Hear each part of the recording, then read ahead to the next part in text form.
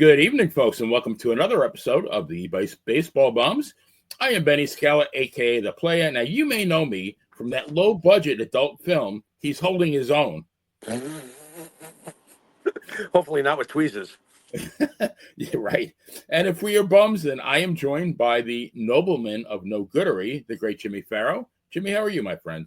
Oh, I'm feeling quite noble. A little run down from running all over the place, but you know that feeling. Been a long day. Making that wide turn around third base, but this catcher's going to get knocked the F over. I'm coming for home. There you go. Well, Jimmy, you know, Bumball Metrics is now the latest sensation that's sweeping the nation. We're really going to put it to the test one more time as the defending champion 1998 New York Yankees take on the 1929 Philadelphia Athletics, the 1970 Baltimore Orioles, and the 1984 Detroit Tigers. I think those are three pretty formidable foes, no? Absolutely. The A's, well, wow. I was just reading up a little bit more on the Philadelphia A's. 1901 to 1954, they existed there, and they won 5 championships, 3 early ones. And in the early days, they were a real powerhouse. But we'll get to them. I do suspect we might have some other subjects before we get to our head-to-head. So I'll save most of my stuff for when we do the head-to-head. Yeah. All right. Well, yeah, we do actually. And so before we get going, I want to ask you about this guy right here. No, him again. Necessary. So I wanted to ask you a question. I mean, the Dodgers signed him to a 10-year, $700 million contract. But he still has yet to pitch a game. He's yet to play a game in the outfield, I believe. Now they're saying he might pitch after the All-Star break. Very, very non-committal. So I wanted to ask you if this guy worth $70 million to DH? Oh, you haven't heard he's better than Babe Ruth. What about his launch angle? What's wrong with you? Right, and his velocity, right? Yeah, I mean and we do this all the time nowadays when a phenom shows up, or at least a current generational phenom like an Ohtani. We already immediately decide that he's better than the greats. You and I have both been on record to be appalled at the comparisons to Babe Ruth, especially at this juncture of his career. It's ridiculous to even put him in the same sentence with Babe Ruth. Don't be so insulting and naive and historically stupid. Is he worth $70 million? Well, apparently, Betty, from what you're telling me, since he's done nothing this year, he's apparently worth nothing. How's that sound? Well, I mean, he's DH'd like he did last. He had a great season last year, but is that worth $70 million? No, and on top of it, how's his numbers so far? Is he hitting like Aaron Judge or something? He is not. Let me. We can get that real quick here. No, he's not. I believe he's got some home runs, but okay. So what? We're gonna. That's one stat. We know he can hit home runs. That's nice. Rob Deere hit a lot of home runs too. Yeah. He's not. Obviously, he's not Rob Deere, but you get my point. Or Adam Dunn, or what's his name? Gallo. Dave Kingman. All right, so he's got 17 homers. Okay, that's nice. You're right. That's nice. In 48 games, 17 homers, 31 ribbies. All right, excellent. And a 304 batting average. He's hitting the shit out of the ball.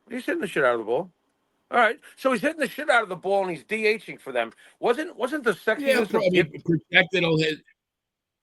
Wasn't the sexiness of giving him all that money because he was better than Babe Ruth and he pitches? Well, that's because he was he could pitch and he could hit. Right. Well, he's going to win the Cy Young and the MVP every year. Yeah. Right. Yeah. Sure. Right. Of course. And Babe Ruth was skinny and didn't like hot dogs. Right. I mean, no, he's not worth $70 million right now. This is a joke. When I think back on the 8+ years Dave Winfield gave us and played so damn hard, and then George got all on his case. So, I mean, what would he do with an Ohtani? Would George have even fallen for signing Ohtani? Because right now the classic George Steinbrenner would be pissed off to shit that the guy's not pitching. I didn't sign you for this. I signed you for both. I can hear him now. Right. I signed you to do both, and you're not doing both. Well, I mean, and they knew he wasn't going to pitch last year. I mean, that was a given, but the expectation was that he'd be a part of the rotation. And what's out of the the gate. issue? By the way, what is the and I don't know, I don't expect you to know this answer fully, but what is the medical reason why he's healthy enough to average on pace? If he keeps it up, he's like a 45, 50 home run guy. What's wrong with his arm that he can't throw? Right. If he can hit like that, You I'm can swing a bat. confused. Yeah. I mean, I my my guess is that they're doing well enough without him pitching, but Right. that's not to me. That's not the issue. I mean, you gave him 700, almost three-quarters of $1 billion because he Right. was like we said, quote unquote the next Babe Ruth, which of course he's not, but that Right. was the premise. I mean, if this guy's worth 70 million to be a DH, what is Aaron Judge worth?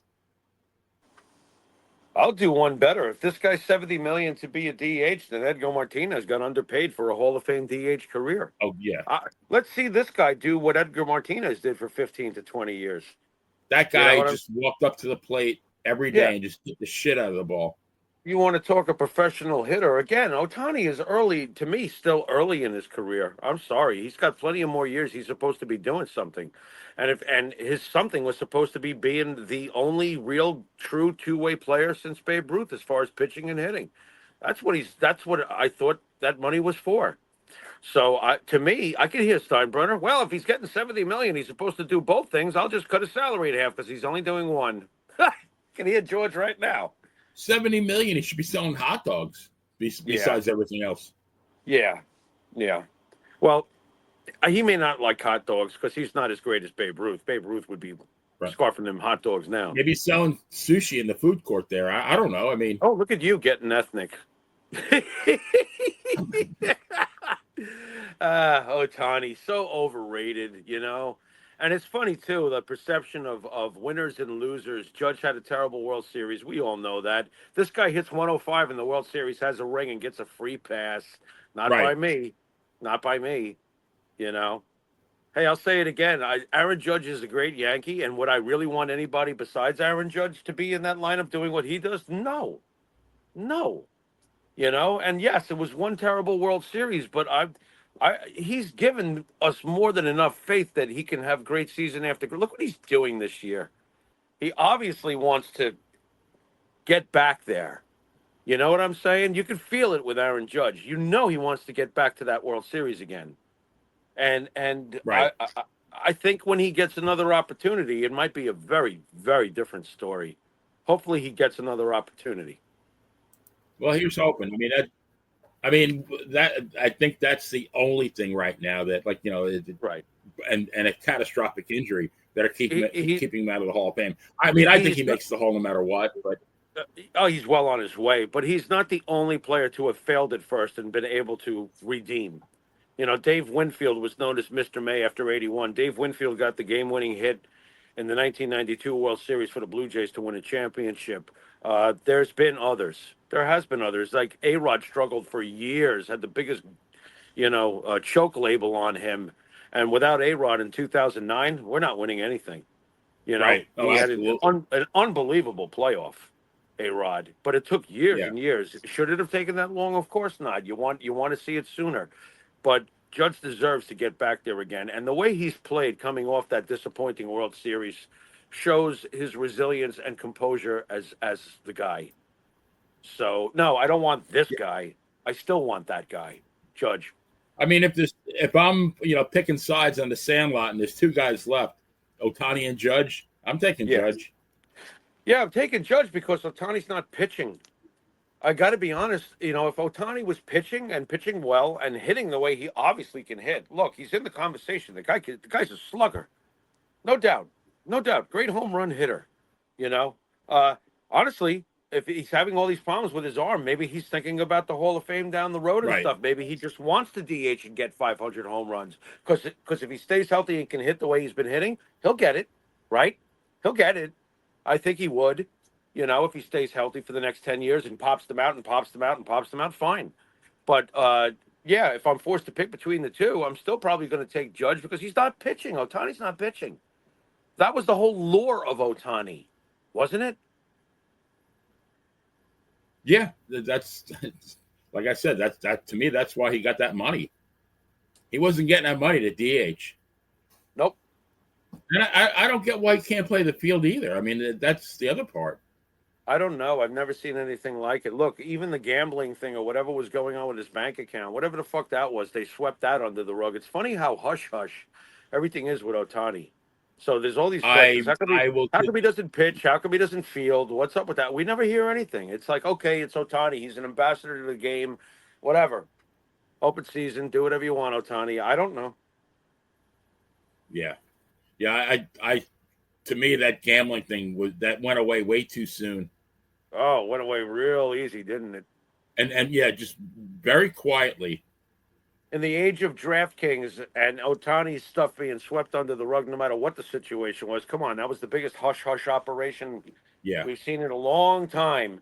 And Pete Rose is now cold and resting, and okay, now we'll put him in the Hall of Fame. The game is so hypocritical in many ways. It really truly is. All right, let me bring you to the next subject here. So this is Paul Skeens. Him again. Yeah.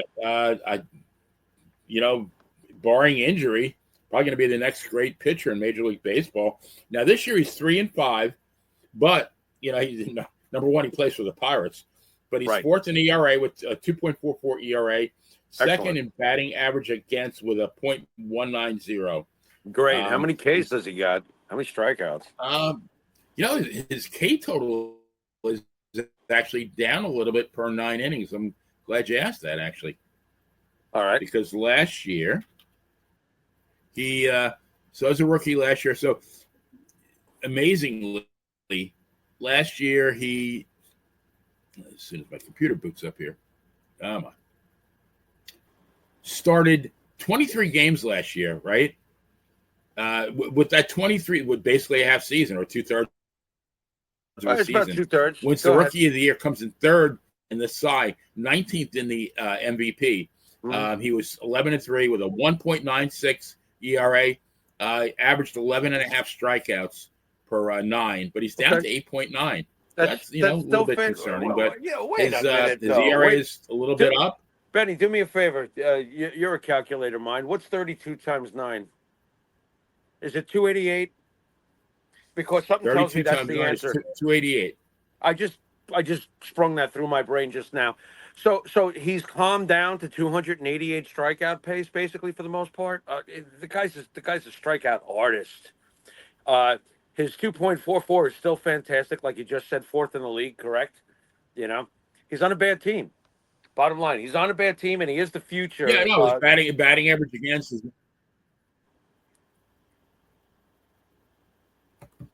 Yeah, and his walks and hits and his whip is .941. You know how many pitchers in the history of baseball have a career whip of 1 or less? How many? Very few. I would say so. It's a handful, and actually one of them was Mariano Rivera. But, I mean, the list is very few and far between. So the question is now he's eligible for arbitration in 2027, and then free agency in 2030. Now, obviously, there's no way the Pirates can afford him. So, and there's been rumors that they're gonna maybe get rid of him now and get a bunch of prospects. Would they be? You think they'd be irresponsible for doing so? I think it's wishful thinking, or it's hype from the media. I'd be very surprised. I honestly, if I'm running the Pirates and I know that I'm hamstrung by the budget and stuff like that, you have to give your fans something to want to come to the park. I could see Pittsburgh milking every last rule they can, keep them for arbitration. If you lose the arbitration case, pay him. You got to keep him there until he's allowed to go on his own, unless the best thing to do would be to wait till the final year before free agency. If you know there's no way you can retain him, that's when you move him, as long as his value is at his highest. You think that his value is not going to get higher and risk, if you move him now, you're basically thinking that he might get hurt. Because if he doesn't get hurt, his value is only going to go up. Right. This is a young superstar on the rise who, if he punches out 5 seasons with Pittsburgh, this is his second, and you said he's got 3 more seasons, basically, this next year and then 2027 arbitration. You got to keep him unless you feel that he really has maxed his value. I don't see that in this guy's case. No, I no. would, I think it's way too soon to make that determination. yeah, I would probably keep him until his walk year, and then halfway through the season, like we've seen happen so many times, of his walk year, you move him. If he's on top of his game in 2030, is that when you said his free agent comes up? If that's if 2030, it, yeah. Yep, you 2030. know, if he's on top of his game when that's going on, then you move him. But you don't move him right now because you want fannies in the seats, and he's the face of your team. So you really shouldn't move him. I Uh, mean, right. I mean, whatever Yankees, their meager attendance is right now, yeah. I would say Come on. most of it's because of him. And it's sad too because the Pirates are a very old, proud franchise. It's got to be terrible being a Pirates fan nowadays. There's so much to be proud of with the Pirates, but unfortunately, you got to go Oh, back to what a great history. You got to go back to like 1979 for the last title, and then you got to go fast forward maybe to when Bonds and Bonilla were together, giving the Braves fits. And since then, since the early 90s, it's been hell for the Pittsburgh Pirates for the most part. It's been hell. And they've put some damn good teams historically on the field until then. So Right. no, you can't move this guy. What are you going to tell your fan base? It's bad, and it's a shame too. What a beautiful park they got. I love the scenic with the bridge and stuff. It's just beautiful. Why can't they figure this out to like be able to put a great team on the field? The Marlins every once in a while strike gold. Can't you?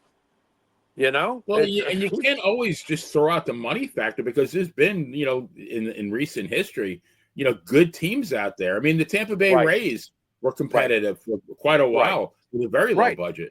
Yeah, yeah, it can be done. It's very sad for the Pirates fans. It really is. But I wouldn't move them now. No way. Yeah.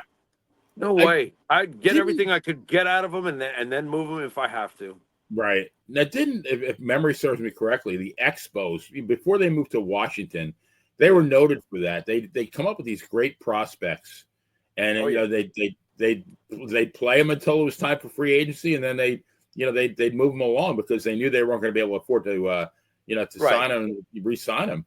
Yeah, one of the death blows was losing Pedro Martinez. Right. You know, I mean, it's happened with Montreal. That's another sad case of a Oh, franchise.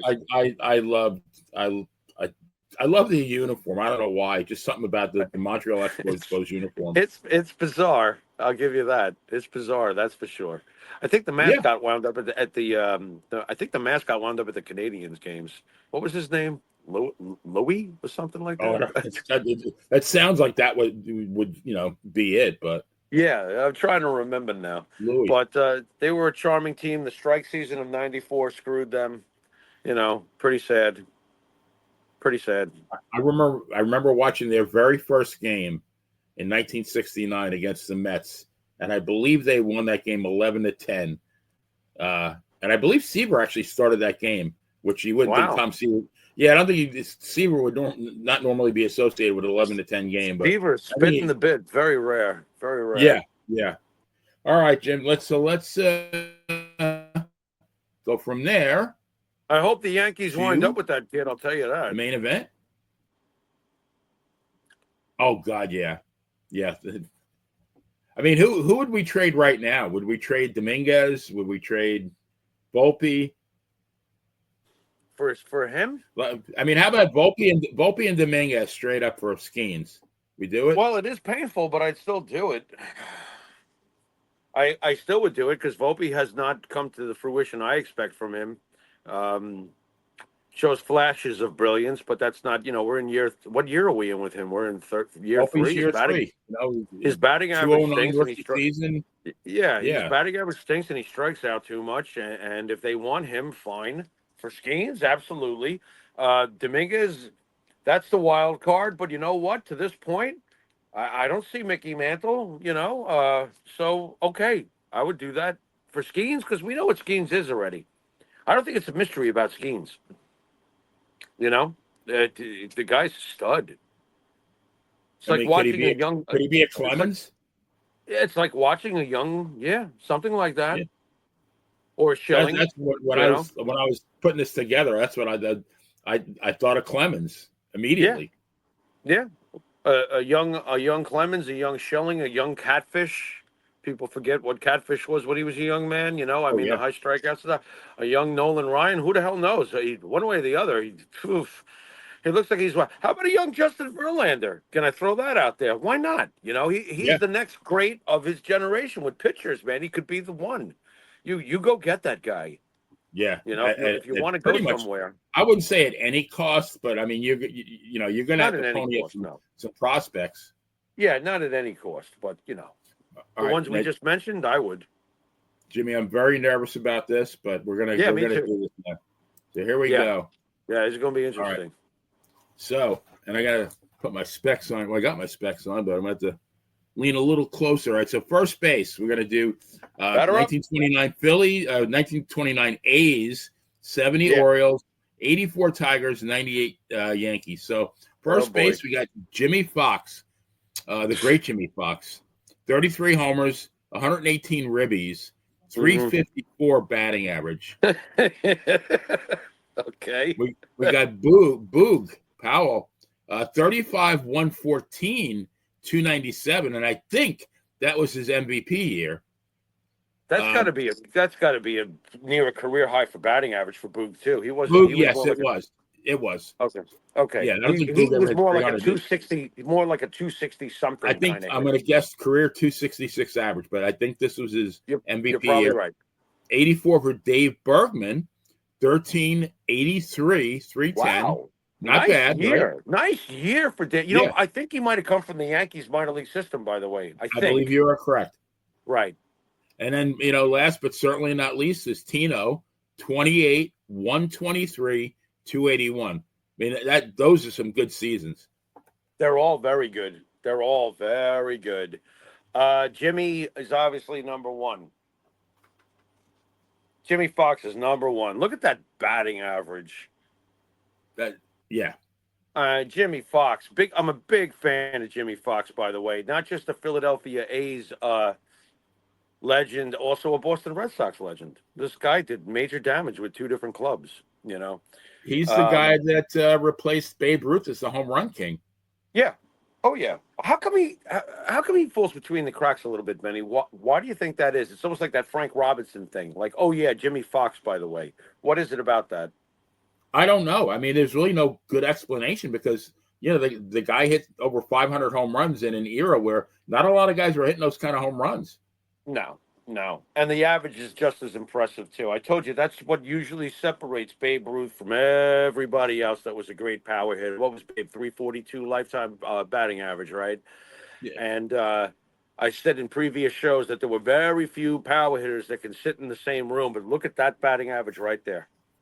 Jimmy Fox he's one of them. He's one of them guys, that was just legendary back in the earliest of times. And he's got to be one. Now, the real question for me as I paint over this, I really got to give it to Boog as much as I want to give it to Tino. I got to give it to Boog because Boog, that is, it is about the season. And Boog Powell doesn't normally pull a 297. And Boog Powell, if you're telling me he won the MVP that year, are you sure about that, Benny? I mean, it's really hard to check that right now, but I'm pretty sure. Yeah, I wouldn't be surprised at all, bro. I know that Boog Powell is one of those guys that's a borderline Hall of Fame argument for sure. And this feels like one of those seasons where you got to do the right thing, no matter what. Now, Tino's RBIs, man. And Tino's average is solid, but Boog almost hit 300, more homers, et cetera, et cetera. How was Boog defensively? No, and I was correct, Jimmy. He did win he won the MVP. Yeah, that gives him second. Yeah. I mean, no Gold Gloves, but I mean, was Boog? Yeah. Now you the saw year more. before, You 69. saw more. Yeah. When they lose to the Miracle Mets. 69 the year before, 37, 121, and 304 batting average. Get a load. And runner-up in the MVP. How was he defensively? I only saw him at the end of his career, and he didn't seem bad, but he didn't strike me that he was ever, and like the obvious names like Mattingly, Hernandez, or how was he as a first baseman? No, he was not. No, he was good. He was all right. I mean, he wasn't great. He was good. Well, Solid. Yeah, serviceable can definitely, definitely serviceable. John Cena serviceable. will tell you serviceable can win you a lot of championships. So I got to give it to Boog with Yeah. two. Now, if you disagree at any point, let me know. But that was the only dilemma was because Tino just we know what Tino was.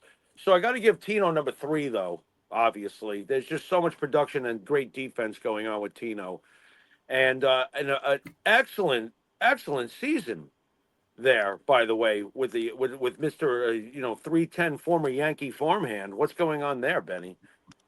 Pretty good Yeah. year. Imagine that. Like you're in fourth place with a 310 batting average. Yeah, yeah. So that's I guess the recap is it's Fox in first, right?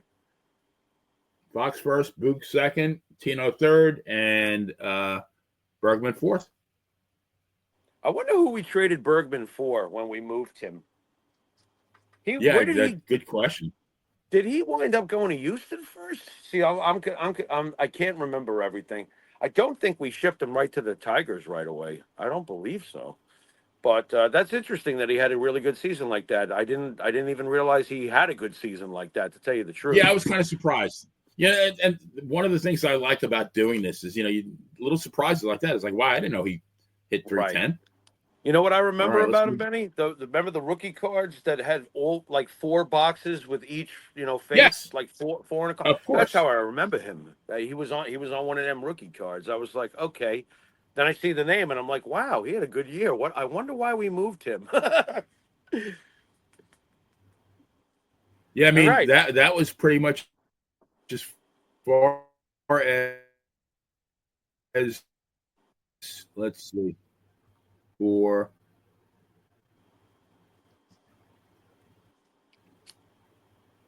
yeah. Odd. Okay, let's go to second base. All right. We got a Max Bishop. Max Bishop, 3 homers, 36 ribbies, 232. We got Dave Johnson, 1053 and 281. We got Lou Whitaker, 1356, 289. And we got Knobloch at 1764, 265. Wow. Tough. This is a close one, right? Okay. This might be a little bit. Ooh. How do you feel about? Right now, I'm wrestling between Whitaker and Knobloch, being 1 and 2. Why am I telling myself Whitaker deserves to be number one? Can you help me? Well, you got the defense there. Let me see if he won the Gold Glove that year. Because I feel like Chuck Let's is not see. running away with it offensively. Chuck is superior offensively outside of the batting average. He's superior with the production, but he's not running away with it. So was Lou an all-star that year in '84? I'm assuming he was. Did Lou win a Gold Glove that year? Very possible. Whitaker is Lou not won in the the Hall Gold of Fame. Glove. Yes, Lou won the Gold Glove that year. Yeah, I'm gonna go with Lou. Look, Benny, correct me if I'm wrong. Trammell is in and Lou is not. Correct? At this point in the Hall of Fame, That is Trammell is correct. in and Lou is not, and that is ridiculous. Okay, Lou Whitaker is a Hall of Famer. Yeah. My God, what is going on there? You know. I remember the '84 Tigers. As fond as I am of the '98 Yankees, I am not with a straight face going to say that I'm going to take Chuck Knobloch in 1998 over Lou Whitaker. No way. So I'm going to give it to Lou, and I'm going to give the second spot to Chuck. If you're comfortable with that, that's how I feel pretty strongly about that, especially after you confirm that he was, Gold Glove and. Well, I'm okay with that because of the Gold Glove. Yes, absolutely. okay, so what does that leave us with at 3 and 4 again, please? We got Davey.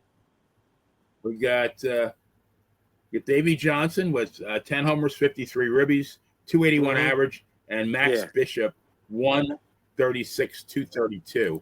Boy, that's minuscule. So Davey runs away with the third spot, right, bro? Yeah. Davey runs away with it. Yep. And we give. Very interesting that there's very little going on at second base for such a mighty team. This is 1929, right? Yes. Yeah, that's for such a mighty team, the 29A's that also won it in 1930, if I'm not mistaken.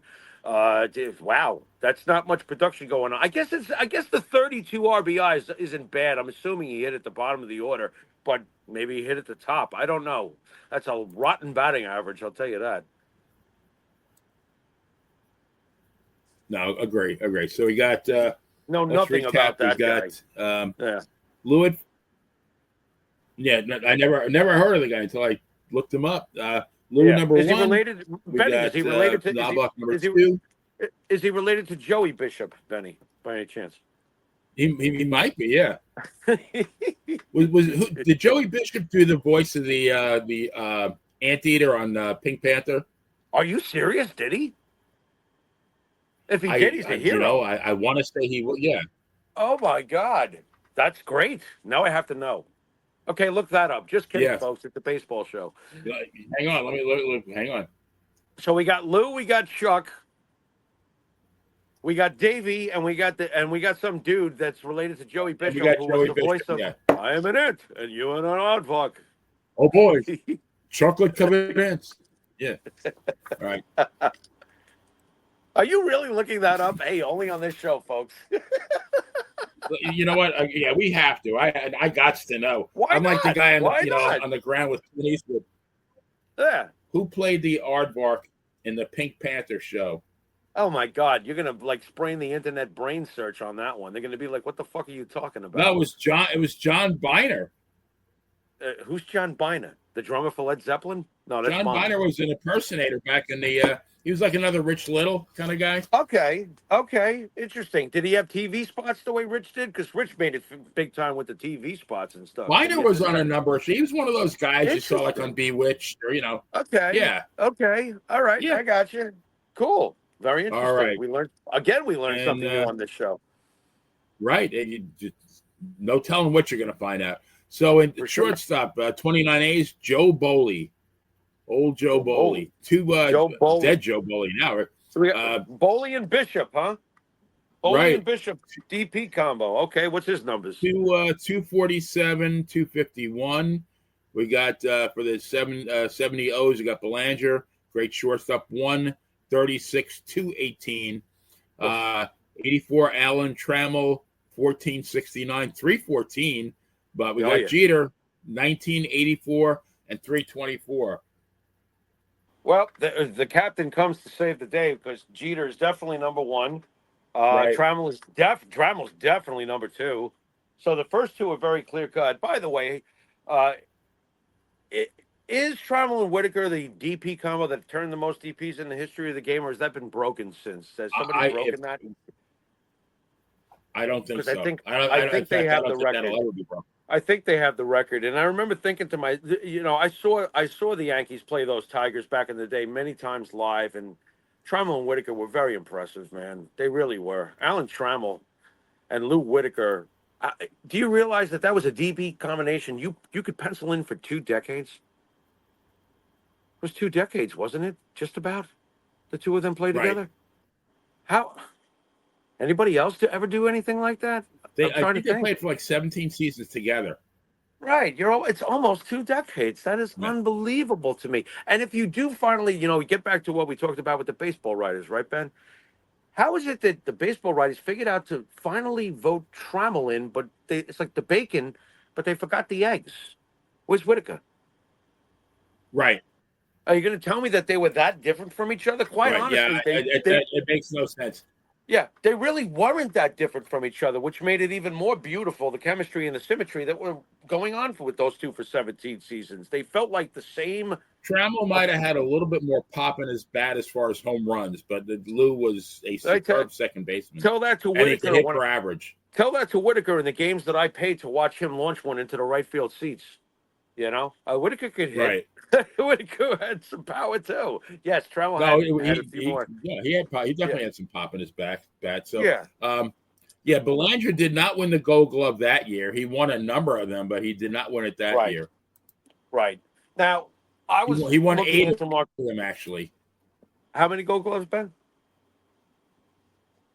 How many? He won 8 in total. Right, 8 in total. 8 Gold Gloves. I was looking into Belanger, and I did get to see a lot of him when I was a kid. Um, when you use some of the fancier stats that I will not use, I thought it was interesting, though, that after Ozzie Smith, basically the next greatest defensive shortstop, as far as some of these crazy stats that they throw out there, is Mark Belanger defensively. I actually kind of believe that because if there could have been a oh boy, if there could have been a Joe DiMaggio equivalent to a guy who always just seemed to be wherever the ball was hit and fluidly make the play, it was Mark Belanger. There was nothing flashy, from what I remember, about Mark Belanger in his body language as a player. He just always He seemed was to a make. tall, skinny guy. And yeah, I don't remember him diving a whole lot. He He didn't was seem 6'1", to need. 170. He didn't seem to need Right. to. He always seemed to know where to be, and he was like the Very smoothest shortstop I really ever right. do remember. But the problem here, and it's why he's going to probably fall fourth when, in my mind, is that damn batting average of his. He always was a Yeah. horrendous hitter, horrendous. You Career. know, ugh, bad hitter. It's You funny know, though. Like but a lot of these guys, like all right, even him in 1969, he hit yeah, 287, okay, great. but that was it. Freak year though. What's his career Yeah, batting average, man? You got to help me out here because I'm pretty sure it's 228, 228. how 228. Okay, so I remembered it. Yeah, yuck. Yep. That's awful. Yeah, 228 is awful. He was a powder puff hitter. I would be interested in his postseason numbers. Like, was he clutch? Bet you he probably was. I mean, he was part of some great Oriole teams. He was a human vacuum cleaner, and that was. You could be just a human vacuum cleaner and play shortstop in this game for decades. That went on for years. That a shortstop didn't have to be Derek Yeah. Jeter or Cal Ripken Jr. or whoever. So Belanger had a great long Nope. career. He was a great Oriole. But man, he couldn't hit his average was terrible. I'm surprised 287 in 1969. It's That pretty was a damn yeah amazing fluke. for His him. his postseason batting average is 183 Yeah, the guy and just was. actually Go ahead. 164 in the World Oh, Series, 164 average. oomfa, Yeah. can't hit. Great shortstop though. Oh my God, I mean, for the line with the lineup they had, they could afford to do that. You got you got a Boog Powell, you got a Brooks Robinson, you got Frank Robinson. Yeah, You got the bats, yeah. You do have the bats, and you had some really good pitching, as we're going to get to. You had and you some had really good yeah, pitching. yeah, Yeah, and absolutely. your All right, manager, so we got your manager was pretty damn good too. So there's that hell too. yeah, love Earl Weaver. So So we're gonna give Jeets runs away with this one to me. It's Jeets, and then it's Tram, and who comes in third for us, Benny? you're gonna I'm Boley, I not guess. giving it to Mark. No, no, you got the other guy has more production, higher average, and Right. now Nothing if much. Belanger won the Gold Glove that year, maybe you could argue giving it to him, but he Yes, did I not. probably, to be honest, I probably would have, but nothing to write home about in spots 3 and 4 on this list. I mean, No, nope. All right, moving along to Mm-hmm. third base. They had a bunch of unknowns here. So Sammy Hale, 1 homer, 40 ribbies, 277. You got Brooks with 1894, 276, typical Brooks season. You had in Okay. 84, you had Hojo, Howard Johnson, 1250 and 248. And then you had Brocious, 1998, 300. That was a great season. I love that season with him. It was an incredible season for Brocious.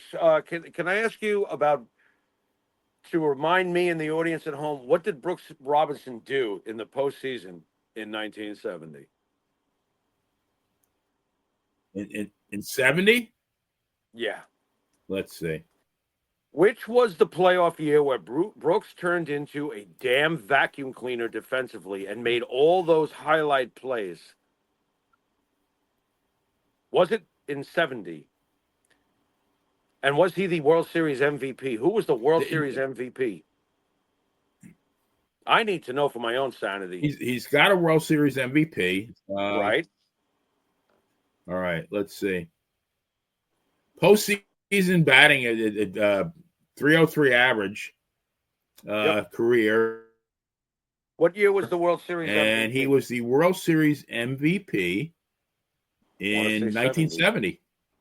There, thank you. Okay, so this is that World Series, Hit and the only 429 other third baseman. in the series. What did he hit? 329. 329, Benny. In the World Series, what was the average? In his 70 World Series, 429.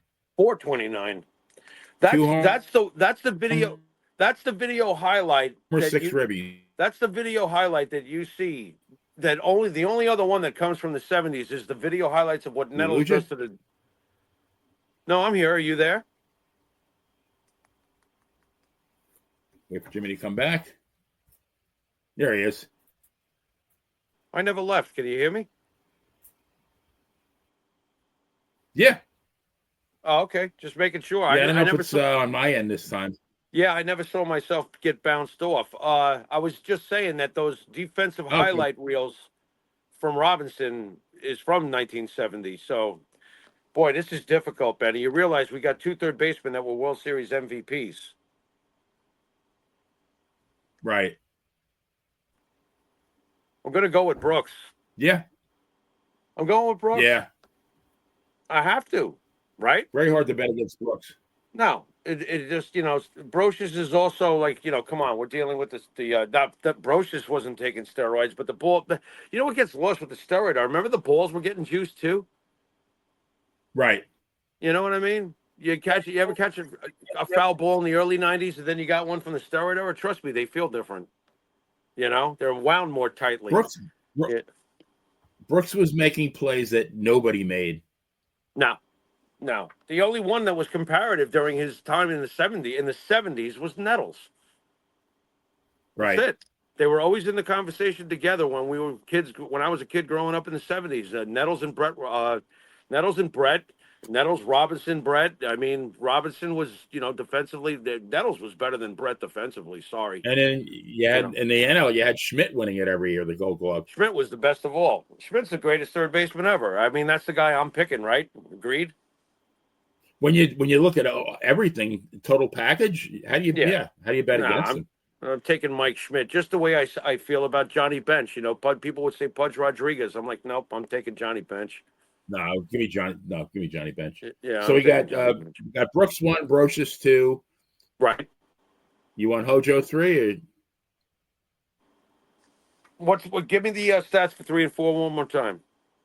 Hojo's 1250 and 248, and Sammy Hale is 140 and 277. Yeah, that's Davies. I'm going with Davey. Davey's about to have a monster year. Davey Johnson. Didn't you say Davey? Are you talking about? No, this is Hojo. Oh, Hojo. Davey Johnson, Howard Johnson. I got Johnson and Johnson on the brain. Perhaps I'm hungry. Right. What do you think? Yeah, no, you got to give it to Hojo. Give it to Hojo. So, all right. Yeah. 3. All right. Let's move on to. Some of these bats, by the way, on the A's, I'm not very impressed with so far. I mean, of course, we had Jimmy, but Fox. But yeah. Kind of powder puff going on there a little bit. That's weird. This one is interesting. So you got 1929. You got Mule Haas with 16 homers, 82 ribbies, and a 313 batting average. Nice season. You got Don Buford, 1766 and 272. Solid. You got 1984 Larry Herndon. Remember him? Sure. 7 homers, 43 ribbies, 280. All right. Average. And then you got Chad Curtis, 10, 56, and 243. This is a tough one.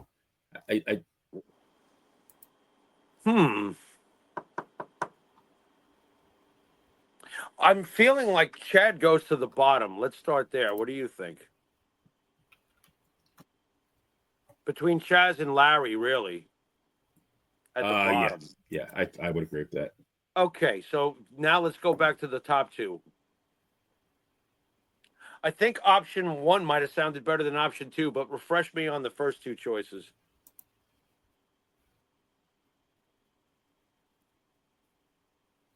So you got Mule Haas with 16 homers, 82 ribbies, 313 batting average. Yeah, I think he's going to win. And then you got Buford. You got 17, 66, 272. Yeah, I Herndon think Mule was 7, 43, and 280. Yeah, Mule takes it. Yep, Mule Train. Yep. That's a really nice year for a guy I never heard of with a very unusual name. You know that's a very nice year by a guy I've never heard of with a very unusual name. Mule? Okay.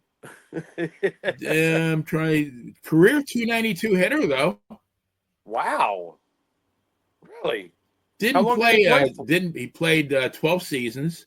Okay. Played for the 12 he played for the A's and the White Sox. He was out of the game at 34 though.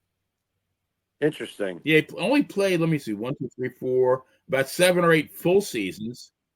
Yeah, high mark at 323 batting average in 1931. No power. But I guess he was some power. So we got yeah. Huh. All right. So we got Curtison at last. We got Mule first. We put Buford at number 2.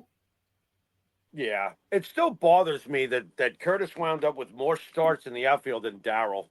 I'm annoyed by that. I want Darryl's 24 home runs and 57 RBIs to be in that position in left field. I'm really annoyed. That would help. You might have bumped him up a notch or so. Not that we've needed it so far, but no. All right. So we got in recap, we have Mule Haas number 1. We have Buford number 2. We have right down the line Herndon number 3. And we got Chad Curtis number 4. All right. Larry Herndon. There's a blast from the past, by the way. Oh yeah. All right. Here's where it gets. You're gonna have some awesome awesome numbers here. Real quick, Benny. Before we jump to center field, and maybe we'll do this in future episodes. Give me your thoughts on the '84 Tigers. I mean, weren't they they were up to the fastest start ever, or at least in modern history? Weren't they 35-7? Yeah, I was going to say how's 35-5 or whatever, 35-7 sound. You know what I mean? It was a runaway freight train. There's not too many clubs that have given a season like they did, like the '98 Yankees. Yes, the '76 Reds. Yeah, pretty much. But the '84 Tigers, I'm glad that we got to them because I feel like they were one of those teams that had use a football equivalent, the 1985 Chicago Bears. You know what I'm saying? There were great dynasties in football, but the 1985 Chicago Bears, the 15-1 Chicago Bears, that's kind of like what the '84 Tigers felt like. They pounded everybody right from the beginning. You knew they were the team in charge, is what I'm saying. When you're on top from you're on top from literally start to finish of the season. Right. The end. Right. The same thing with the '98 Yankees, the same thing with the '85 Chicago Bears. It's just one of those teams. And that was a great year for the Detroit Tigers. And look who's the manager, by the way. You got Sparky Anderson. The '76 team and the '84 team. I just named a guy who did it in two different leagues. He did it in both leagues. He put up one of the greatest teams in both leagues' history. Sparky Anderson. Great manager. Love Sparky. Oh my God! Everything that's right about baseball. Yep. All right, and I think he had one season in the major leagues. Mm-hmm. I want to say, he hit 218 as a second baseman. Right. Well, hey, Don Zimmer wasn't much of a ball player, but look what he did in the dugout. Most weren't. Yeah, I mean, Joe Torre was the exception to the rule. Yeah. Now, but again, I apologize, but before we do get to center field, I really want to hear from you about the 1970 Baltimore Orioles, because after all, at this point, you're probably a good 7 or so years into watching baseball passionately as a young kid. What were the '70s Orioles and that Oriole team in general like as a Yankee fan, to deal with them? To me, the Orioles, and starting in '66, actually, when they won, they won it all. They were the cream of the crop. The Yankees were just starting to come up a little bit. Out of they're reemerging from the Horace Clarke era, but I mean, the O's were the team. They were the elite. I mean, And it's interesting too because you mix in a little Boston Red Sox. Like '67 was the year of the Red Sox, so it's like it's these other teams are taking over for that 10-year dark time period that Steinbrenner eventually pulls us out of. right, right, yeah, yeah, and I think the Orioles rather were still stinging from the 1969 World Series loss to the Right, Mets, and I think they had right. something to prove in 1970, and they Well, proved it. yeah. You know what? One day we will do it. We will. Let's match up one day for the folks at home and for us too. Let's match up that '69 World Series and see if the right team won because we've been doing that with other things, whether it was the Diamondbacks, Yankees, or other circumstances like that. I'm thinking that's going to be pretty lopsided, but it's worth doing though. Why not? Why not? We actually found out last week, thanks to the what do you call us now? What is it? The Bumball. What was it? Bumball metrics. Bumball metrics. Well, thanks to that, we discovered that the 1960 Pirates were better than the New York Yankees, and we did not think that going into it. That was a shocker. So that's why I'm intrigued to see what happens when you put Tom Seaver and Jerry Koosman up against the '69 Orioles. I am curious. Yeah, McNally and Palmer and Cuellar. Yeah, I'm curious to see what happens there. You know, Cleon Jones was pretty good. I wonder who he's up against. You know, that stuff. It should be lopsided. I agree, but I would love to check it out anyway. Cleon Jones at 340 that year. Did he really? Well, he might Yes. not be losing his category to a much more famous name, and that's what we learned about the '60 thing. When you started naming guys that were beating the Yankees position by position because we're judging it for the season, that was a shock, bro. I was like, whoa, wait a minute, you know? The '60 Pirates were better. No, they were definitely the better team. So here, wow, this is monster numbers. You got Al Simmons in center field, 34 homers, 157 ribbies, and a 365 average. Oh, wow. Please. Good. What is he, Lou Gehrig? What's going on over there? Yeah, I mean, everybody else is like very pedestrian compared to him. Paul Blair was a phenomenal center fielder, 18, 65, 267. You had Chet Lemon, 20, 76, and 287. And you had Bernie with 26, 97, and 339. So we know number one, we know number two. We got to just talk about three and four. Chet, rest in peace, Chet. I think Chet just passed away, Benny. Yes, he did. I think Chet Lemon just left us. Chet Lemon, man, number three for Chet. Chet was good. One of these days, we'll probably take a look at his numbers. Hell, take a look at his numbers now. We should do it for him because he just left us. Chet Lemon was a good ball player. Good, and he had a nice season here.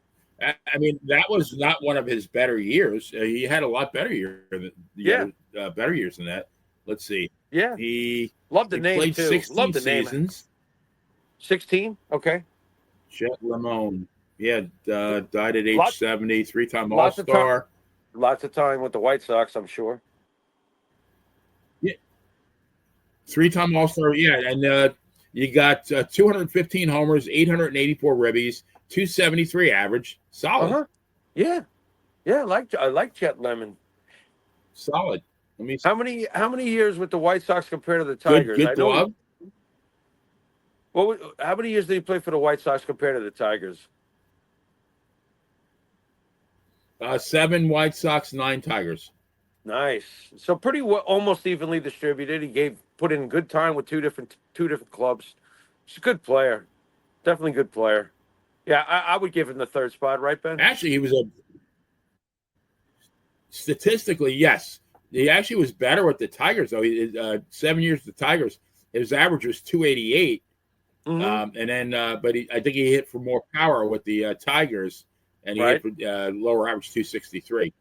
Right, but he really came into his own. He cranked up the power. He lost some points in it, but he was good outfielder. Too. Yeah, he was. And how do you got to love that name? Come on, Chet Lemon. That's a great name. That's a great baseball name. Great baseball name. Perfect. Yeah. Yes. I saw him do some damage with the White Sox against us. I remember when he was on the White Sox. It must have been a game I went to with my dad or something, but he did some damage. He was a good player. So you want to recap the list on that one, brother? Yeah. So we got of course Al Simmons. What a season that was. Number one. You got Bernie. Geez, 339 and a batting title in year number 2. Right. You got Chet at 3, and you have Blair again, like a Gold Glover at That's a number great 4. season. Some That's great, a great ball real players. nice season. Real nice season from Paul Blair right there. Real nice. You know. You knew that anything that was hit to center field, that guy was going to catch it. By the way, just to throw it out there, I watched some 77, 78 World Series highlights. Do you remember how Paul Blair came in and like won a game in extra innings with like a base hit? Stuff like Paul Blair was really important. There was a couple of times I saw the highlights of crucial games in 77, 78, and there he is. I'm like, man, I had forgotten about some of the contributions he's given. You know, you always think about the big names, especially as time goes by, right, bro? You know, you think about Reggie, you think about Thurman, you know, you'll give Willie Randolph and Mickey Rivers some of your time, but you don't even, sometimes the Paul Blairs really slip between the cracks. It's like, oh my God, like Brian Doyle, when Willie got destroyed by Hal McRae with the Right. slide and couldn't play in the 78 World Series. Here's Brian Doyle. What did he hit? 438 or something like that? Something like that. Yeah, that sounds about right. Yeah, it's just you forget about these guys, but that's a nice season from Paul for sure, and he's 4th. Here's another 4 great seasons. So you got in right field, you got well, maybe not 4 great. Well, no, you got Bing Miller, 8 homers, 93 ribbies, Ooh, and Bing! 331 average. Wow, You great got season, Bing Bing. Miller. Bing. All right, Wow. Frank Robinson with 25.78, 306. All right, Kirk Gibson, 27, 91, 282. And you had the great Paul O'Neill with 24, 116, 317. Paul. I think, but I think Bing is number 2. No? Yeah, agreed. Or do you give it to Robinson? A little bit lower average. No, I mean, Bing drove the runs in. No. Yeah, 93 RBIs. And what's his batting average, bro? 331? 331, yeah. No. You know, Paul gets it because across the board, Paul did everything you need to do. And we also know what kind of leader he was. Something, no disrespect to category 1929 number 1, but I doubt this man was Paul O'Neill in his clubhouse. I doubt that. Not when you have those other huge names in the clubhouse. Nope. Great season though. So he's 2. Yeah. And you know what? I might get an argument here. So I'm going to ask you to read Frank Robinson and Kirk Gibson's numbers one more time to me, as we remember as you read them to me. 1970 season versus the 1984 season for these guys. What did they do? Yeah, Robinson with 25.78 and a 306 average. Okay. Gibson with 27.91 and a 282. Kirk is next. Frank is last. Kirk is next because of the fact that there is enough comparative run production that I'm comfortable picking Kirk, because Kirk. Did you see Kirk in the postseason? 1984, Benny. You don't want to be pitching. You don't want to be pitching to Kirk Gibson, okay? And that was the biggest problem, because Goose Gossage wanted to pitch to Kirk Gibson. He don't want to walk you. Sparky started to bark at Kirk Gibson. He doesn't want to walk you. Hey! He's yelling to Kirk. He doesn't want to walk you. Kirk's like, yeah, okay. You think you can get me out? And then came the home run. Kirk Gibson in 1984 was. Let me clear it up for those folks at home who don't remember or weren't around for that. Kirk Gibson was the face of the Detroit Tigers in 1984.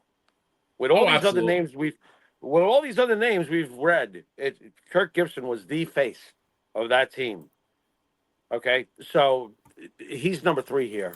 No disrespect to obviously a greater player, but by the way, I find these numbers very modest for Frank Robinson.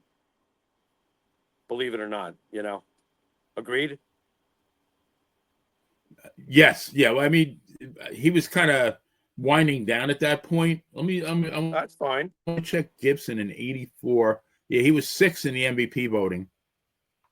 Yeah, in '84. Yeah, great yeah. season. Kirk And Gibson he hit was a winner. 333 in the series Yeah, he and was a was the winner. MVP. Yeah, he was a winner. He was a winner. This was also the year, Yeah. and I think we're going to get to it anyway about the bullpen. We'll talk about it when we get there. But this was also the year of a Cy Young winner, I do believe, coming from Detroit, I think. But He also so yeah, Gibson's got an MVP, 2 World yeah, Series, oh yeah, and a Manager of the Year. I forgot about that. yeah, yeah. Kirk Gibson's great. He's great, great, great, great, great. You know, Nice body of work. Yeah. absolutely. A winner, just a complete winner. Basically, on one leg, hitting that home run for the Dodgers, that infamous arm pumping, turning around from first to second base, gallop of one-legged hop of Kirk Gibson, just like, yeah, yeah. I mean, come on. Kirk Gibson is legendary as far as what's his lifetime numbers, Benny? Here I go again. I feel bad Gibson for is, folks at home. let's Benny see. kills himself here, always looking up this stuff for us, but go for it, Ben. Because I know he's not Hall Yeah, of it's all Fame, right. but It's fun. I could Two, I could see the argument no, though. What has he got?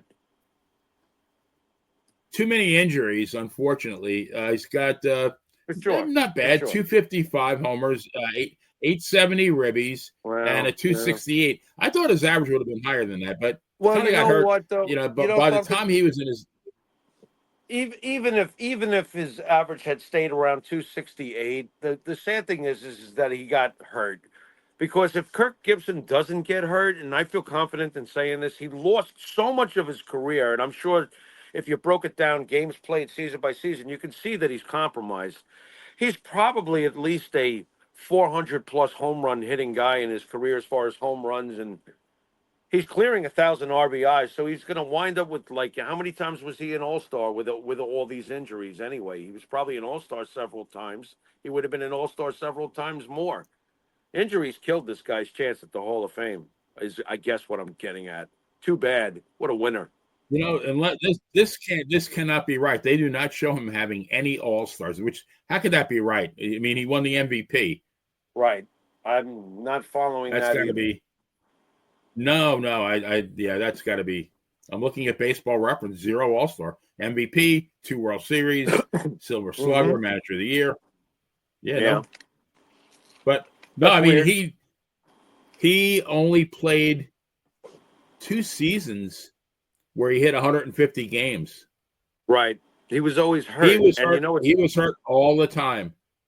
it's interesting too when you said no All-Star appearances. The only reason why I could believe that is when you look up Tim Salmon, who had a great career. I don't think he was ever an All-Star. He's another one of them. I was like, what is this? What do you mean he was never even once an All-Star? What's going on here? Yeah, So, that is bizarre. All all right, you right. want to recap the order? Let's see. So we got Paul at number 1. We got Bing at number 2. We got Kirk at number 3. We got Frank Robinson at number 4. Man, Right. we got a Hall of Famer That, at number 4. But that was those are brutal. yeah. I mean, those are not typical Frank Robinson numbers, though. Yeah. Yeah. All right. That's brutal though. That was rough. That was a rough one. All right. Catcher. Oof. Hall of Famer Mickey Cochran, 7 homers, 95 ribbies, 331. Jesus. You got Elrod Hendricks, 1241, 242. You got Lance Parrish, 33, 98, 237.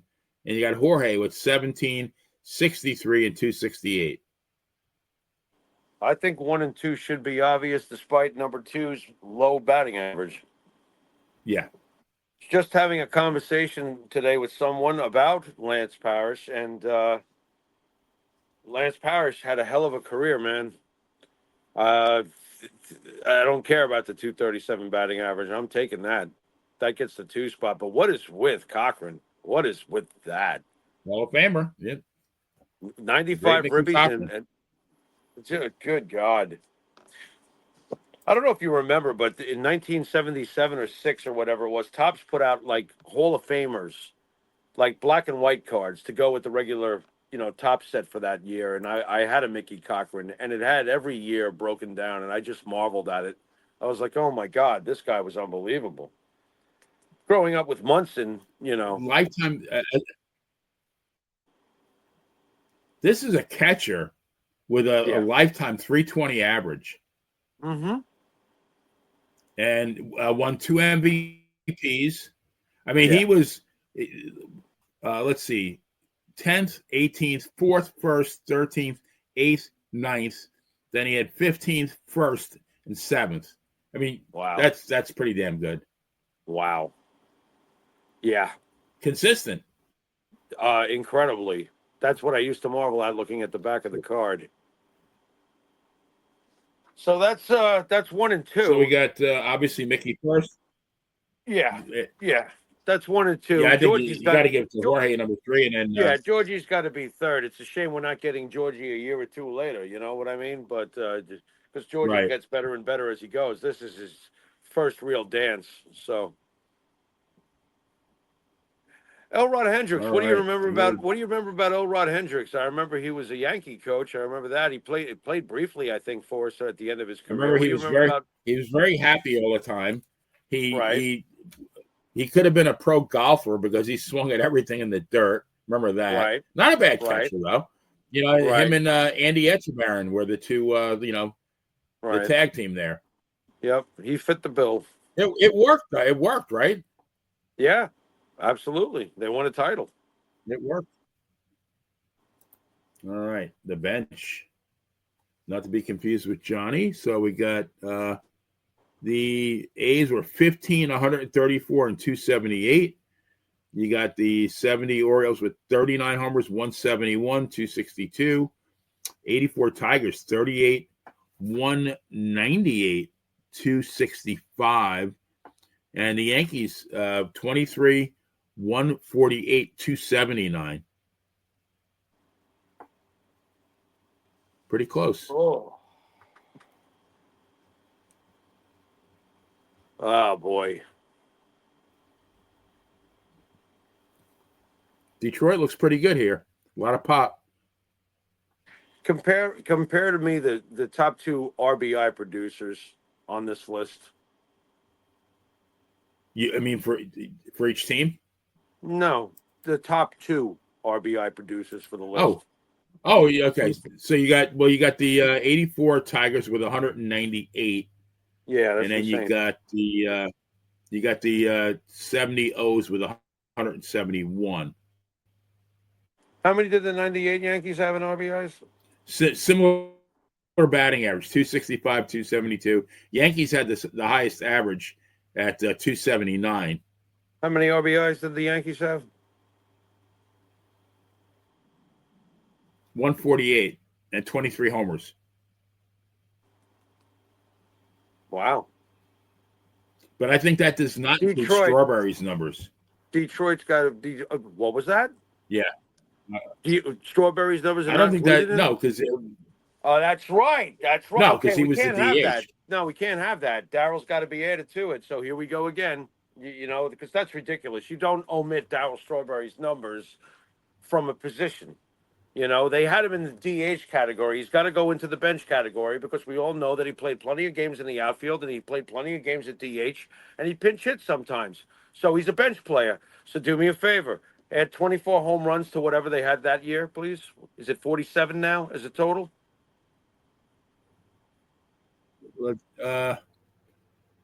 Straw was 24.57. Yeah.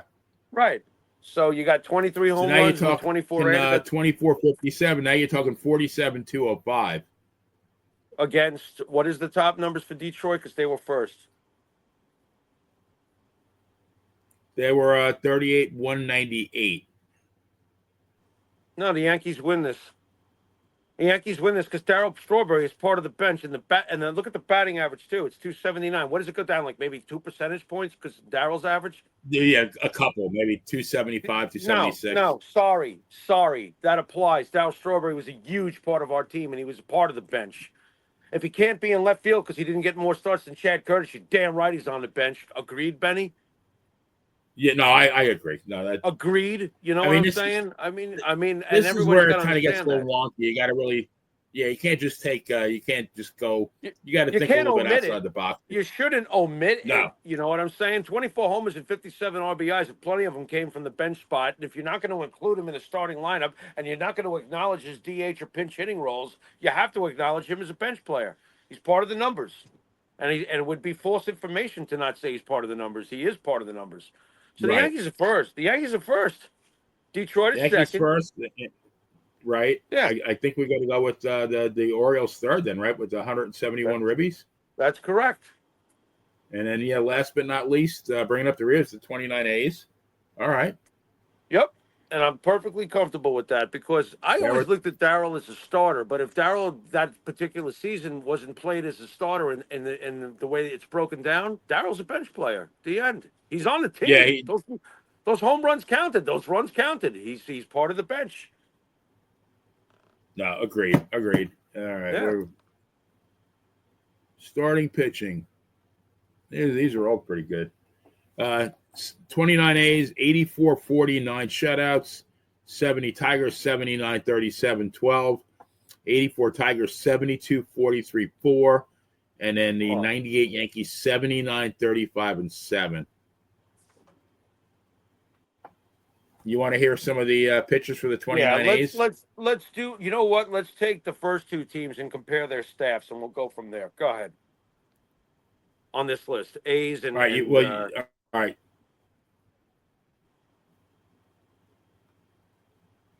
Let's see. 1929.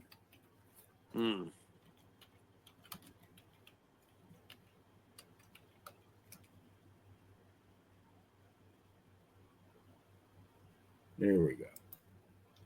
All right, 1929 Philadelphia A's. What do we got? I'm waiting for that name, but You got Lefty Grove, 20 wins, 6 losses.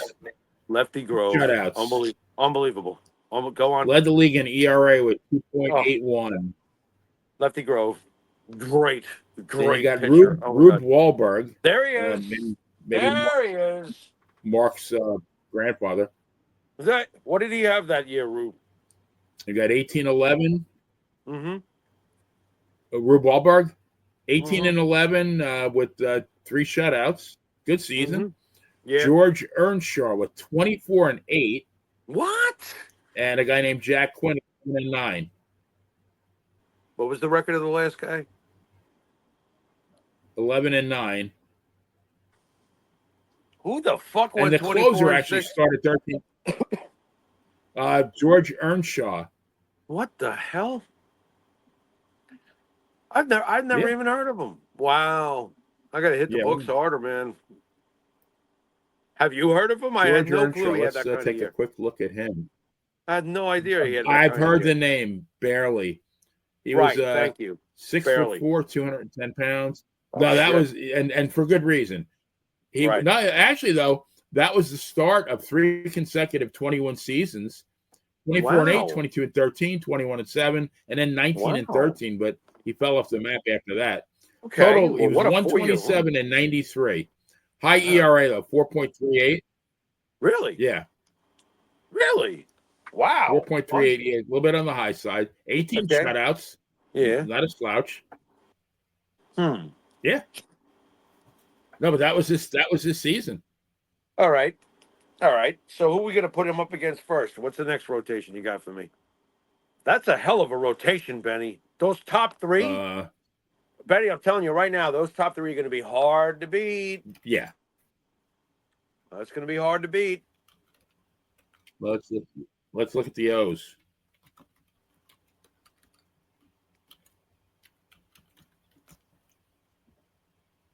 Damn. Yeah, this is I believe the year before the 420 game winners. But oh God, you got Jim Palmer 20-10 with 5 shutouts. Beautiful. You got Mike Cuellar with 24-8 with 4 shutouts. Wow. You got Dave McNally with 24-9. What? Right? And now you talk about those 3 guys. Where's Dobson? Palmer was 5th in the Cy. They didn't have him yet. Cuellar was 4th. Oh, he wasn't there I think they got him the next season. Cuellar was 4th, and McNally was 2nd in the Cy. Unbelievable. That's like mind-boggling. Who's the fourth starter? And then it drops off. Jim Harden 6-5. Jim Harden and Tom Phoebus. So Harden was 6-5. Phoebus 5-5. I mean, it was all in the first three. Beavis and Butthead. Very interesting. Yeah, Phoebus. Yeah. Come on, Phoebus. Wow. All right. So yeah, Okay. you want to do the 84 God, I don't Tigers? even have paper with me tonight. This is terrible. I wanted to jot shit down. Go on. Well, right now, between those two, Let's look at the Tigers. I just said how hard it was to beat, but I got to lean towards Baltimore on that. Oh my God. There's Yeah, 320 yeah, game. There's 320 game winners, Benny. All right, who's next? Man. You got the 84 Tigers. This is not going to be as pronounced, I think. Yeah, not bad though. You got Morris at 19-11. You got Dan Petrie. Remember him at 18-8. You got Milt Wilcox with 17-8, and you got Juan Berenger at 11-10. Dave Rozema 7-6. All right, nice rotation. Yeah. Not the Orioles though. No. And we got. All right. Let's look at the Yankees. So far, I've got the Orioles in first. I got the A's in second. This is a tough one. When I looked at this, I got the Tigers in third. Okay. So far. Well, let's see. We got. I don't know. I think you got to bump up the Yankees here. You got Pettit was 16-11. Wells was 18-4. They're on the side. Cone 20-7. Yeah. And by the way, Wells threw 5 shutouts. Right. And he was fourth in the side.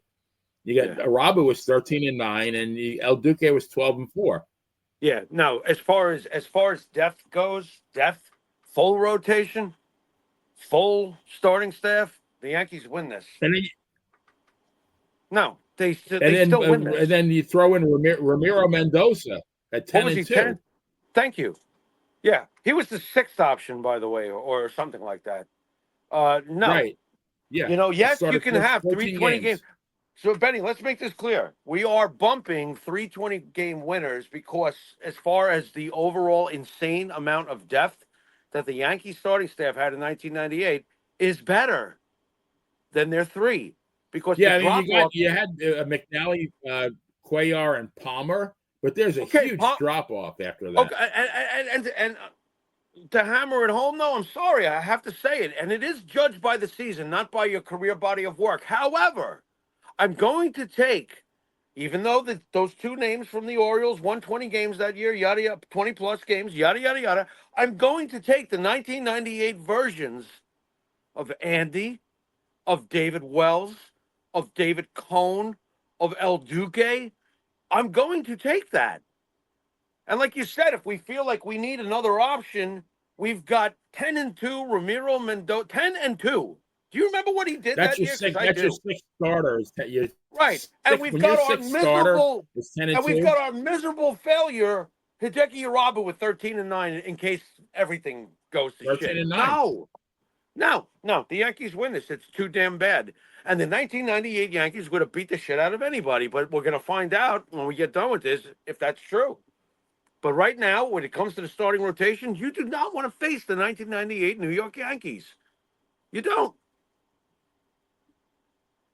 So, I guess in conclusion... No, because they're going to wear you out. I mean... Yeah. No, there was just too much coming from too many different places.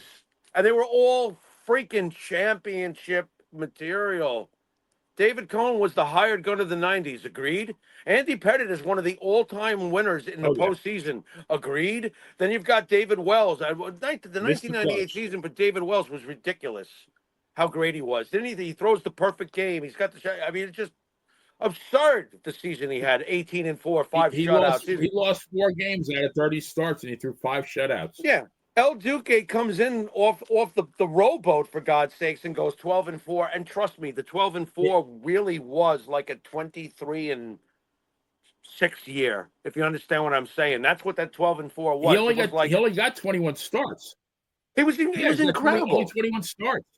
Yeah, he was going to win a lot more games if he had been there for a full 35 starts. Of course he was. And when he came off the boat, it was like El Duque. What do you mean? It's Louis Tiant all over again. Nobody knows what to do with him. You're out. I told you I went to see that game on purpose. Sometimes you pick a game where you'll pick a scrub team because you just don't want to go out to the ballpark, pay those prices, do that long drive, and watch them lose. So you'll pick a scrubby team. Not me. I picked the Seattle Mariners in '98 with Griffey and Buhner, and that loaded lineup. And El Duque made them look like fools, like absolute fools. And he's your fourth option. You know what I'm saying? Because he really is. After you get done with David and Andy and David, he's your fourth option. Let's face it. Your fifth and your sixth starters combined are 22 and 6. Thank you. Thank you. No, there's too much depth on the 1998 New York Yankees pitching staff. It was brilliantly constructed. Brian Cashman, you got to give him his due. I mean, in the beginning, the man was a wizard. And that team was incredible. We take the O's in second or the A's in second? Well, I mean, if you look at who's really out there on the mound, look, I can't do it further because it's not like the Philadelphia A's entire roster is so much better than the rest of the Baltimore Orioles' entire roster. So do I penalize them for the 320 game winners in this case? So let me ask you. We know that Grove is a Hall of Famer, right? We know how great Grove was. Do you realize what Rude Waddle was? I mean, the stories I've read about him, all right? They really have two unbelievable studs, and then they've got this guy who went 24 and 6. And from what I learned today with you on the program, goes back to back seasons, 29, 30, 31 with 20-plus wins, who I've never even heard of, and does this. Do I penalize them and Jimmy, just to clarify though, it's let me just, maybe I didn't read it right. Hang on. This is not Rube Waddell. This is Rube Wahlberg. Okay, now I feel better. See what happens when I don't have, I got these shades on and I can't see what everybody else is seeing. That's hilarious. Not a bad pitcher though. Rube Wahlberg was. Rube Wahlberg. Yeah, not a bad pitcher. Okay. He pitched 15 years in the bigs. How many wins did this guy get? Yeah, this a decent pitcher, not bad. Okay, why the hell am I thinking? Total 155. See what I got to start getting prescription sunglasses. This is awful. Yeah, but I mean, the Orioles go next. Not Waddell, but yeah, I mean, yeah, the Orioles go next. Waddell was a stud. Yeah, wasn't he a lunatic too? The O's, and then I believe he was. Yeah, he was like a total lunatic. And so, all right, I want to make sure I got this right. So we got the 98 Yankees, number 1, 70 O's, number 2, the 29 A's, number 3, and then the 84 Tigers, 4. Yeah, sounds about right. Yeah. All right. Sounds right to me. This is going to be a rare occasion where we got relief. We got Bill. I can't read his last name. Shores. 11-6-7. Are you sure? For the yeah, Bill. Am I sure about Shores? Yeah. And then we got Pete Rickert. Remember him back in the day? Good lefty. 7-2. 13 saves. You got Guillermo Willie Hernandez, 9-3, 32 saves, won the Cy and won the MVP. And you got Mo with a typical 3-0, 36 saves. This is the only time I will ever give it to somebody else besides Mo. You have to. You have to. You kind of have to. Yeah. When you're the MVP, that was his. Yeah, that's ridiculous.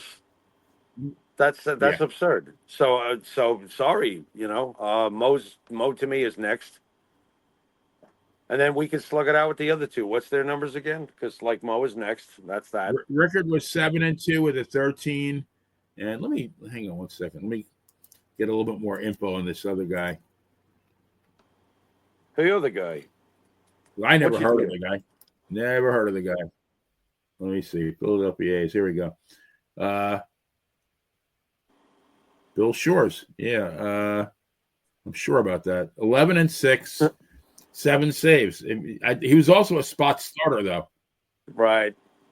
I mean, they didn't really have a closer back then. They designated him as the closer, but Yeah. I'm going with the 7-2 fella. I mean, most of his appearances were in relief. 11-6. Yeah, Rickard. Yeah. That's 3. All right. Last pretty close, I think. Is it? Oh God. Last but not least, manager guy. No, well, we'll This see. is gonna be Connie very Mack, interesting. 104.46. Okay. Yeah, Weaver, 108.54. All great seasons. Sparky, All right. 104.58. Joe, 114.48. Joe. Joe won, yeah. Yeah. 125 and 50. Nope. The greatest baseball machine I've ever seen. The greatest baseball team I've ever seen. And again, no Bobby Bonds type, no Reggie Jackson type, no Mickey Mantle type in the lineup. That was one of the most awesome things about the great 1998 New York Yankees was that was a baseball team. We hammer it Right. home every time we match them up. I can't wait to see the final tally. But that was the greatest all around baseball team. There was plenty of guys that hit for power. It wasn't like we didn't have power hitters. We just didn't have Mickey Mantle or Barry or McGuire or Sosa or Griffey Jr. There was nobody like that in our lineup. We just had some great ball players that did different things We to make it had to make it balance, complete. right? Yeah, we did. We did. Is that a good word, balance? Yeah, we did. That was the most beautifully distributed team I've ever seen. They just had everything about them. They just pitched in, and it was a When you machine. got your sixth starter is 12-2, when you got a guy coming off the bench with 24 home runs, I mean, geez, come on. Yep, a lot of veterans, some young kids, a little bit of everything. Mendoza was a kid. I mean, we brought up 10-2. Right. Mendoza was our Dick Tidrow that year. Like he'd spot start you, or he'd come out of the pen, or whatever he needed to do. He was pulling a Tidrow. I was like, wow, where did he come from? Like Tidrow went 11-4 in 1978 out of the pen, spot starting, dirty Dick Tidrow, man. Deep, deep, Right. deep. Dirt. So Joe's Wasn't number that his one. nickname, Dirt? Yeah, Dirt. Yeah, or Gruff. I think that was another nickname for him, or something like that. Yeah. Guy had a hell of a mustache, by the way, Benny. Oh, yeah. Dirty Dick. Mount Rushmore. Hey, you know what? That could be a Mustaches. good title for your next adult film, Dirty Dick. There you What do you go. think? What do you think? That's like Dick the Bruiser was on the cover of a wrestling magazine, and he said, "I can lick any man alive." I don't know if I brag about that, but yeah. All right. Now, why am I saying to myself that next has got to be the manager of the Big Red Machine? Why am I saying that, Benny? Help me out. Because you love the guy, but I mean, just because of his body of work, I mean, it is. Is that the next most impressive thing, or is it more impressive to be the great Connie Mack and put together a squad that can dethrone for the next 2 seasons Ruth and Garrick? Right. Yeah, So you're where do you talking like think? vintage. You're talking Yeah, vintage, and Garrett came up at the end of I think the end of the 24 season, but by yeah. 29, By 25, when he was inserted, forget about it. right. So Well, by yeah, 27, he was killing it. yeah. Oh yeah, yeah. It was So you got Connie Mack, Yeah, if you're knocking over Murderers Row, right? that's a And damn good by the accomplishment. way, I looked up some stuff on the A's history, and Connie, the original owner, had passed away. Connie was involved with them obviously for years and years, but what I didn't know is that when the owner passed away, he passed away in around the mid-20s. When he passed away, the ones that took over left Connie for the first time, believe it or not, fully in charge of able to run baseball operations because they didn't want to deal with it.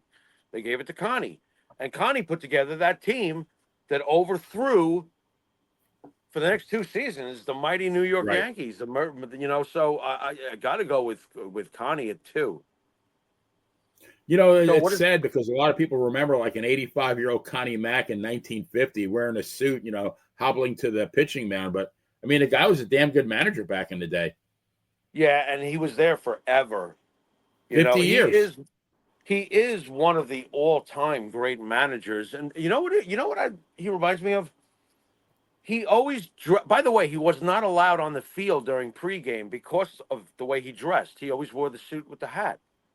He reminds me in a very classy way of Tom Landry from the Dallas Cowboy lore. Oh yeah, If you know good what I'm analogy. saying. Yeah, Connie Mack was really, really very visually memorable even as a child. When I first would see pictures of Connie Mack, I'm like, wow. So that's old time baseball. When you look at him, you can actually feel old time baseball. It must have been something when he was around doing his thing. And his thing was to put together this mighty team that wound up on this list. So, when you look at the enormity of it all, Connie Mack could be argued to be number one, but I'm still going to go with Joe. But I could see why somebody would say, what are you talking? He not only was the manager, he was basically the architect of the resurrection of the Philadelphia A's, who were champions in 1910, 1911, 1913. They had done stuff earlier on. But he resurrected them and was the architect of it. That's very impressive, bro. Yeah, no, I would agree. So what's that leave us with? It leaves us with Sparky. You got Earl and Sparky, yeah. Wow. This is a coin flip, as far as I'm concerned. Well, here's the question. What's more impressive? To pick your team up that should have won the previous year in the World Series and go and win it, or to be the manager of the Big Red Machine and somehow go to the other league and take the Detroit Tigers to a season that was so convincingly similar in many ways to the 76 Reds? What's more impressive? When did they? I'm trying to think now. When did they win the pennant before that? Was 68, right? Yeah. And before that, I don't know when the heck it was. Did they? Yeah, you'd have to go back. Yeah. I mean, you're talking it's got to be 50 you'd have years. To go back. Yeah, you'd have to go back. And how many have they won since? That would be none. Yeah. I mean, just really impressive what he did that year.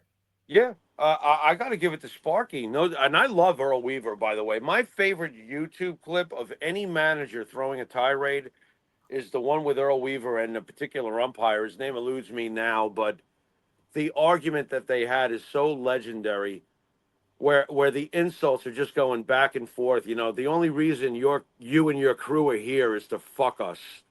And then the umpire. Did he really say that? Yeah, he's like, the only reason that you and your crew are here is to fuck us. And then the umpire's like, oh, get out of here, fuck you. And it's what you got to look it up. It's one of the greatest things of all.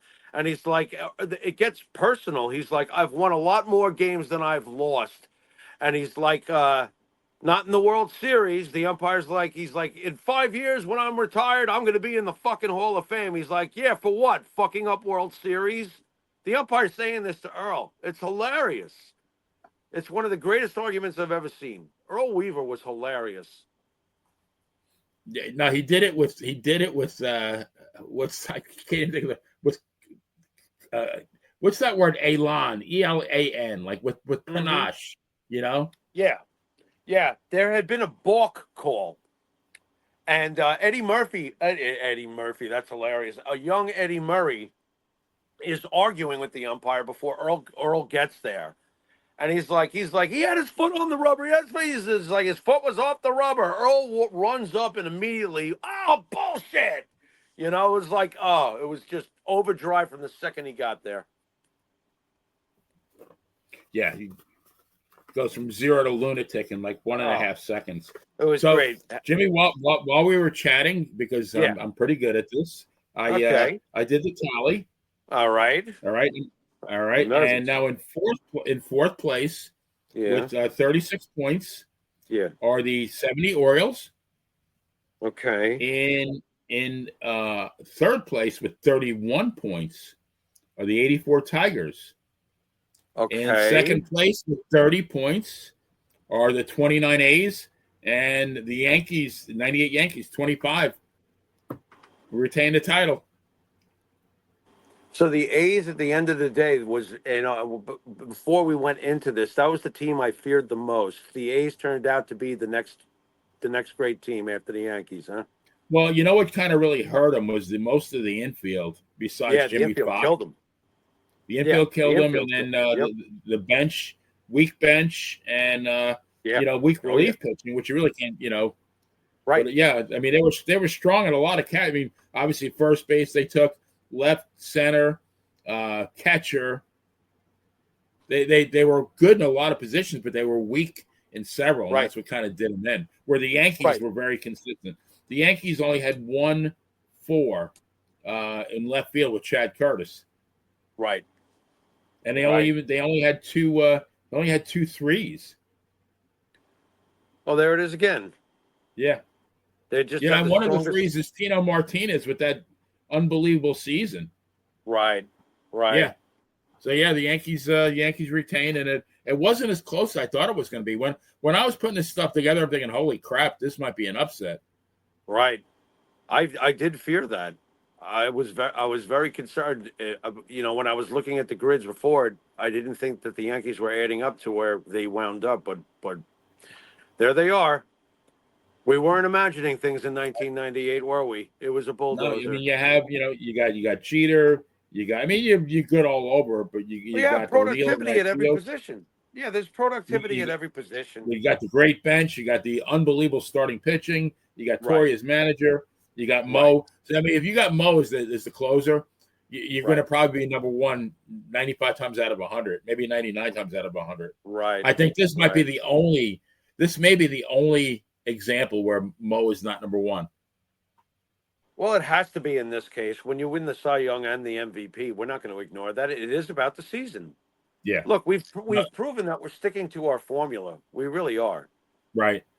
And I do think that this is the definitive way to figure out stuff instead of getting your head constipated with all this extra information. These are the key stats that have mattered for over a century. What we Right. go over. We do cover the overall ball player. How was he in the field? How many times was he an all-star? We're aware of this stuff when we do this head-to-head stuff. More importantly, were they an all-star of the year we're talking about? Or did they win a gold glove the year with their one of our categories tonight? We had someone who won the gold glove. That put him over. Was it Lou? It might have been Lou Whitaker. It was like, nope, it's Lou at the next position, whatever, because he won the Right. gold glove. And we bumped Belanger, I think, at short because of that. Yeah. Well, 218 though. Ugh. Yeah. No, we didn't bump Belanger. We didn't. But I think we elevated Lou. Yeah, Yeah. we bumped Lou. Lou is number one at second Right. base. Exactly. Exactly. And Belanger, by the way, as we reported, didn't win a gold glove that year No, he anyway. did not win that year. He won 8 of them, but not that year. Right. Not that year. So And no, he was it's an excellent pretty way. hideous. It's an excellent way of breaking it down. It's the way I always processed the back of my baseball cards, Benny. And the head-to-head stuff is can be applied to so many different things, and I just love the concept of doing that. So when you've got the basic stats that really count instead of all of that nauseating head-spinning nonsense that they try to give you nowadays, I just saw a YouTube video where the guy actually admitted this new Jaws stat for defensive catchers. He doesn't fully understand it. So why? Or if you need an explanation, a deep, detailed explanation as to what a stat means, then I don't even want to know about your stat. You understand what I'm getting at? Because I know what home runs, RBIs, average, runs scored, walks, defense, gold gloves, all stuff. I know what it means. I don't need your extra launch angle nonsense.